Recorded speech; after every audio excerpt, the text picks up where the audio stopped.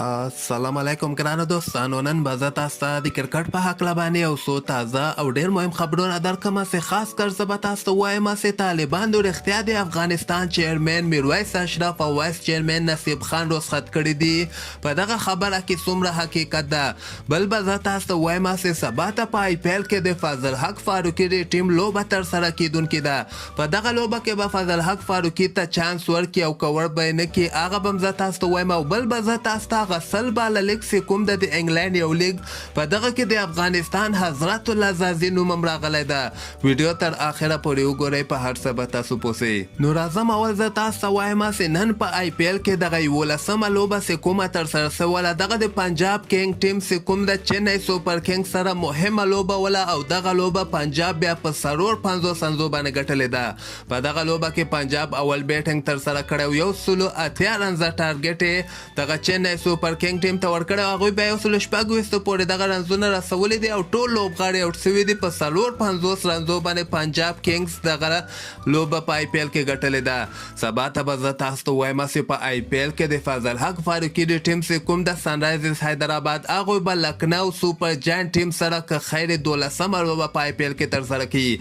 دغه لوبه کې خو د فضل حق فاروقي امکانات ډېر زیات کم دي، خو باید دوی ته پکار ده فضل حق فاروقي ته حتما چانس ورکړي. د تیرو لوبو کې تاسو وکتل د دوی دغه سپینرانه موټه کېدل او فاست بالرانه موټه کېدل. نو کوم خبرونه چې هندوستان را راځي هغلته خو مشکله ده فضل حق فاروقي ته چانس ورکو، خو دغه به که خیر سبا ته واضحه سي.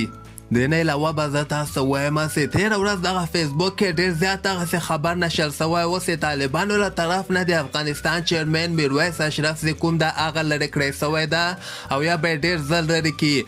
خو زه به تاسو ته یو خبره وکړم چې فلحال دغسې کوم خبر نه ده راوتلی او نه زه ورنه دقیق خبر یم، خو فیسبوک کې دغه پاڼو کې چې بعضې ځایونو کې دغسې خبر نشر کېږي هغه زیاتره پکې دروغ خبرونه نشر کېږي. فلحال طالبانو دغسې کومه فیصله نه ده اخیستلې چې میرویس اشرف به د افغانستان کرکټ بورډ چیرمن نه وي. خو که نن سبا موږ وګورو میرویس اشرف هم میراثیان ډېر زیات خوشحاله کوي. کیدای سي میرویس اشرف که چېرته همدغه شیانو ته دوام ورکړي میراثیان خوشحاله کړي بار نو د طالبان به ډېر زر د ده خلاف ډېره سخته فیصله به واخلي او دی به کرکټ بورډ نه همیشه لپاره ورک کړي. نو اوس هم سری وخت ده باید میرویس اشرف میراثیان ټول ملي ټیم نه ورک کړي او حقداره لوبغاړي ته وسپاري. او د نه علاوه به زه تاسو ته هغه سل باله لیګ چې کوم د انګلند یو ډېر مشهوره لیګ د تیر کال هم ترسره شوی بیا ډېر زیات کامیابه سو. تیر کال پکې د افغانستان رشید خان، محمد نبي، مجیب زدن او قیس احمد هم لوبه ترسره کړې وله. و دغه کال ته صرف رشید خان دوی اول نه اخیستلی ده او دغه نور بقیه افغان لوبغاړي چې کوم دي دغه ټولې بورې ته وړاندې کیږي. دغه لیست کې بعضې انټرنیشنل لوبغاړي دي او د افغانستان لوبغاړي هم دي چې اوورسیز لوبغاړو تاسو وګورئ 40,000 یورو قیمت ده. په دغه کې قیس احمد د افغانستان ده او دغه نور لوبغاړي هم تاسو کتلی سئ میټ هنري، کلیسلین دی، شان مسعود، تیسره پریرا مختلف ټیمونو لوبغاړي دي. دغه نور لیست کې هم تاسو کتلی سئ چې په دغه کې به زه تاسو ته وایم چې محمد نبي، قیس احمد، مجیب قبولي ته وړاندې کیږي. په دغه کې د افغانستان شهزاد محمدي، اصغر افغان او حضرت الله زازي دوی نوم هم راغلی ده. یعنې تقریبا 15 نه زیات افغان لوبغاړي په دغه ډرافت کې به شاملیږي. خیر ټول خو به بولي ته نه وړاندې کیږي. 1500 داسې دی که څومره انټرنیشنل لوبغاړو خپل نومونه سل باله لیګ ډرافت ته ورکړي دي.